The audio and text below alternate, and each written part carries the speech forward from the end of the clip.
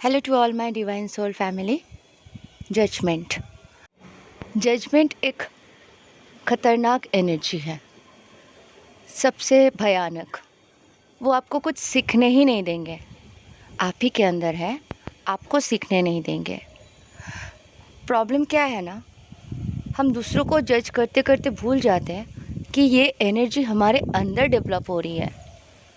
वो सही है, वो गलत है, कुछ भी आप सोचते हो, शक पैदा करते हो, संदेह। आपकी गलती नहीं है। जो ये सिचुएशन में है उनके जन्म जन्म के संस्कार है, उनके साथ गलत हुआ है तो वो जज करने पे मजबूर है। इन सारी चीज़ों का एक ही इलाज है। अगर आप शक कर रहे हो, कुछ भी कर रहे हो, तो ये आपको ना फ्रस्ट्रेटेड कर देंगे, जीने नहीं देंगे, और आपको आपका उत्तर कहीं नहीं मिलेगा अगर आप जजमेंट नहीं छोड़ते हो। समझ गए ना? कुछ सिस्टर्स या पता नहीं कौन आके लिख रहे हैं लास्ट वीडियो में कि अर्जुना को तो मोक्ष प्राप्ति हो गए, इस किताब में पढ़े। अच्छा, हमने भी महाभारत पढ़ा था बचपन में। जब नानी के घर जाती थी, वहाँ के गांव के सारे लेडीज़ आके बैठते थे, वहाँ पे दोपहर के टाइम पे महाभारत पाठ होते थे, और मैं भी कभी कभी जाके सुनती थी। पंच पांडव सहित द्रौपदी स्वर्ग के लिए यात्रा करते हैं, ठीक है, और वो सब स्वर्ग में जाने के लिए वो यात्रा करते हैं, स्वर्ग जाने के लिए। ये टीवी में महाभारत देखने से पहले की बात कर रही हूँ। तो स्वर्ग जाना मतलब मोक्ष प्राप्ति तो नहीं है। मोक्ष प्राप्ति का मतलब कोई इच्छा ना रहना।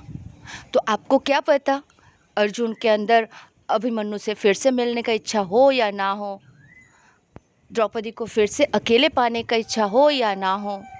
आपको क्या पता अर्जुन के अंदर सुभद्रा से फिर से मिलने का इच्छा हो या ना हो। मणिपुर की जो राजकुमारी थी, उनको इच्छा हो अपने अर्जुन से फिर से मिलने का। शादीशुदा उनकी पत्नी थी, नहीं मिल पाई थी, बिरहा तो उन्होंने भी सहा। तो ये सारे जो इच्छाएं हैं लोगों की, ये मोक्ष प्राप्ति करवा देते हैं। अगर आपको law of Karma, law of universe पता होता तो आप ऐसी बातें तो लिखते नहीं हैं कि मोक्षा प्राप्ति। चलो हम मानते हैं मोक्षा प्राप्ति भी हो गए, तो भी जन्म नहीं लेते। श्री रामचंद्र दोबारा जन्म नहीं लिए, श्री कृष्ण बन के नहीं आए, या दूसरे अवतार सेल्फ में गौतम बुद्ध बन के तो कभी श्री रामकृष्ण परमहंस बन के नहीं आए। क्यों आए? वो तो भगवान है, उनको तो मोक्ष ही मोक्ष है, फिर क्यों उनको आना पड़ता है? तो जब भगवान को आना पड़ता है, और आज के डेट में भी भगवान है, आज के डेट में भी भगवान के 12 स्टैंडर्ड डीएनए इनकारनेट हो चुके हैं, हमें सिखाने बताए वो कौन है। आप ढूंढो, क्या करेंगे वो लोग? नॉलेज ही देंगे, परफेक्ट नॉलेज देंगे जो सिखा के 12 स्टैंडर्ड डीएनए होंगे। आप बोलोगे मैं मानता ही नहीं, वो हो ही नहीं सकता, तो मत मानो ना, आप जजमेंट में हो। आपके अंदर जजमेंट की एनर्जी है तो आपको सब वही दिखेंगे, सही चीज़ होंगे ही नहीं, बिकॉज आप सीखने के लिए तैयार नहीं हो, आप ओपन माइंडेड नहीं हो। अगर आप ओपन माइंडेड नहीं हो, अगर आप सब कुछ समझने को तैयार नहीं हो, तो आपके लिए तो ये बहुत आसान हो गया ना। किसका नुकसान कर रहे हो? आज अगर आप कहीं पे जाके लंबा लिख रहे हो, मतलब आप सोचो आपके अंदर कितने फ्रस्ट्रेशन जमा है, आपको सही आंसर नहीं मिल रहा है। और मेरे साथ भी ऐसा था। ऐसा नहीं है कि मुझे एक ही दिन में आंसर मिल गया। बहुत सवाल किए, बहुत परेशान हुए, बहुत माथापच्ची के बाद आज जाके मुझे पता चल रहा है कि मैं थी कौन, या मैं किन के अंश हूँ।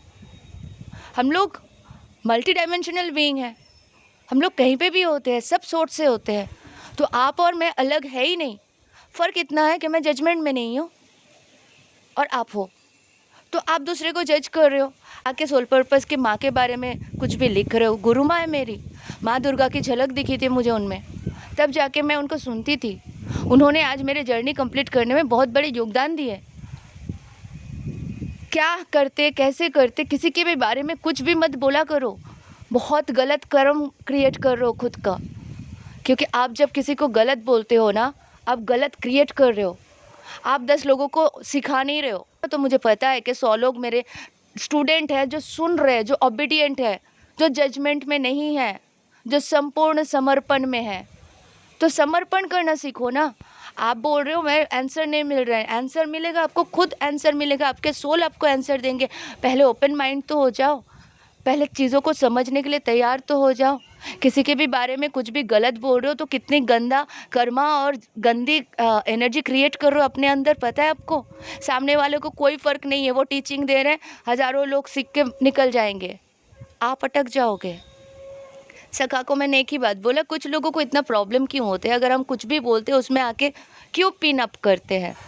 तो बोलते हैं ठीक है आप परेशान मत हो इनके बातों से। मैं बोली कैसे नहीं हो सका, इतने सारे लिखते हैं। बोलते ठीक है, वो दुनिया के बारे में सब जानते हैं ना, लॉ के बारे में सब जानते हैं ना, आके भाषण देते हैं ना, उसे सब पता है ना। उसे एक सवाल करो, क्या आपको आपके अंतिम दिवस पता है?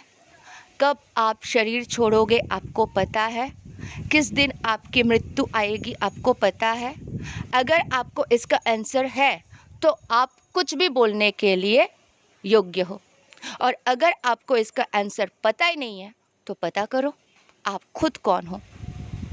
जब आप खुद एनलाइटेड नहीं हो, जब खुद के बारे में आपको पता नहीं है, आप दूसरे के चैनल्स में सुनने अवश्य जाओ, अवश्य ज्ञान के लिए जाओ, ये आपके लिए एक ओपन है, लेकिन आप जज मत करो, फिर आप सीख ही नहीं पाओगे।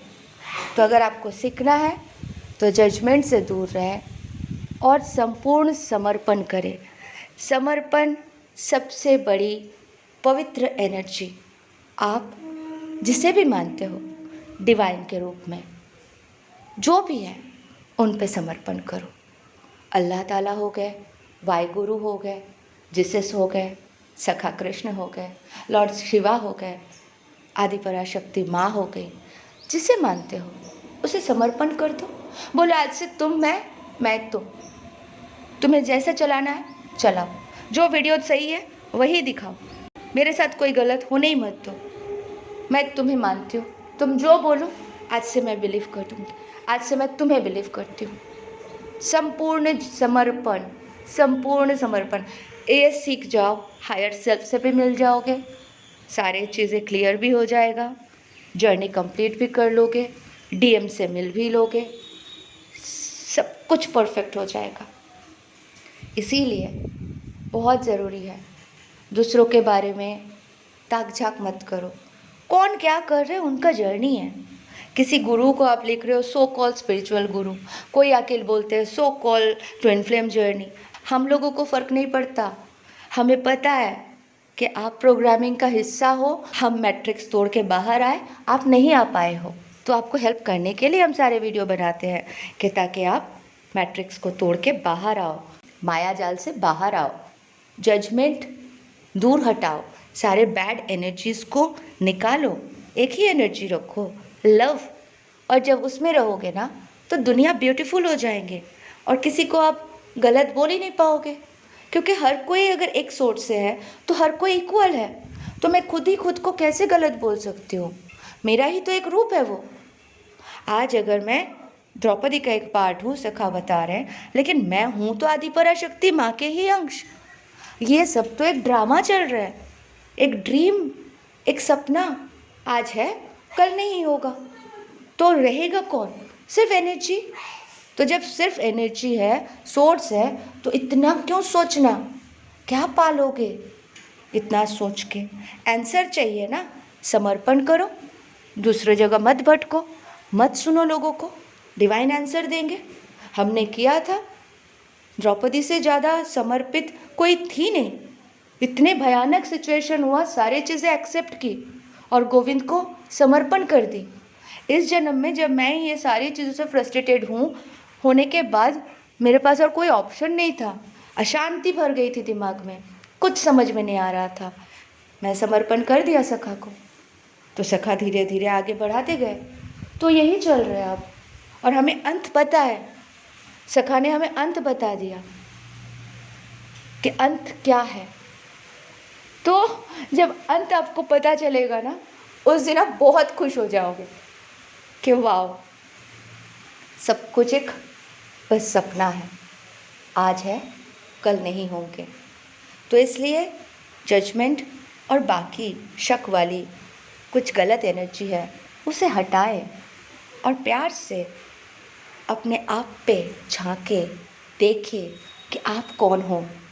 मेरा ये वीडियो बनाने का उद्देश्य यही था, सारे एक्सपीरियंस के साथ लॉजिकल माइंड से लेके बताने का कि कम से कम 100 लोगों पे असर पड़ेंगे। मेरे 100 स्टूडेंट अपने आप में झांकेंगे और शक्तिशाली तरीके से वो इनर वर्क करेंगे। इसीलिए इन सारे शक्तियों को जगाना और ये सब करने के लिए हमें ऐसे टीचिंग देना पड़ता है। ये डिवाइन बताते हैं। इसका मतलब ये नहीं कि हमें कुछ पाना है। मैं बोल रही हूँ देखो मैं कौन सी बड़ी शक्ति हूँ, आओ मेरे पूजा करो, या मुझे नहीं, हम सब इक्वल है। जो आप हो मैं वही हूँ। आप एक अलग बॉडी में हो, मैं एक अलग बॉडी में हूँ। एनर्जी एक ही है, ठीक है।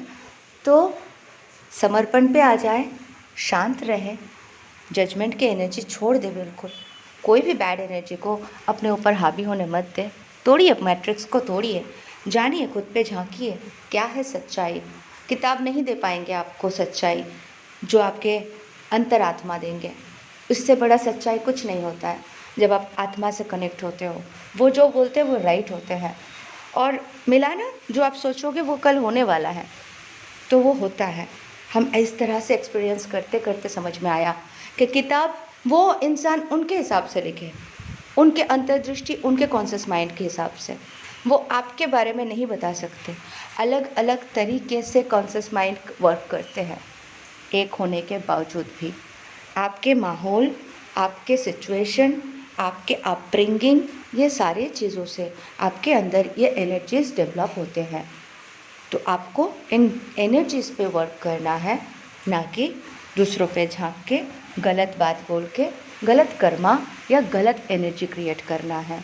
आशा करती हूँ आप लोगों को क्लियर हो गया कि हायर सेल्फ से मिलना है तो संपूर्ण समर्पण कर दो, बस, और कुछ नहीं चाहिए। Thank you so much, love you all, God bless you all.